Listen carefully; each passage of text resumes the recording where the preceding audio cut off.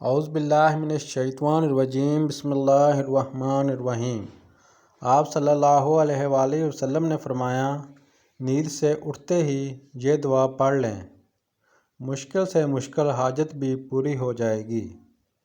سنن ابن ماجہ کی حدیث نمبر 3898 ہے، جس میں آپ صلی اللہ علیہ وآلہ وسلم نے ارشاد فرمایا کہ رات کو اگر آنکھ کھل جائے تو یہ دعا پڑھ لو، پھر جو بھی دعا مانگو گے وہ قبول ہوگی۔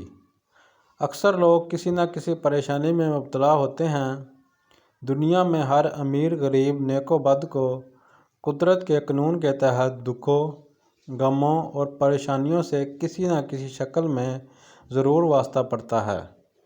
یہ دنیا مصیبتوں، پریشانیوں اور غموں کا گھر ہے، تو ایسے تمام غموں سے اگر آپ ہمیشہ کے لیے نجات چاہتے ہیں تو استغفر اللہ اور توبہ کریں، یعنی فوراً اپنے گناہوں کا اعتراف کرتے ہوئے پروردگار عالم سے مغفرت طلب کریں۔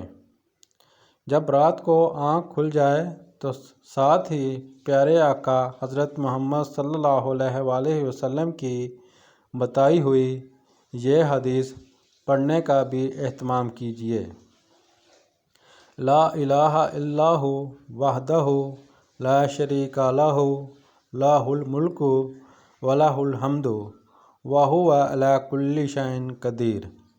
الحمد للہ، سبحان اللہ، ولا الہ الا اللہ واللہ اکبر، ولا حول ولا قوۃ الا باللہ العلی العظیم۔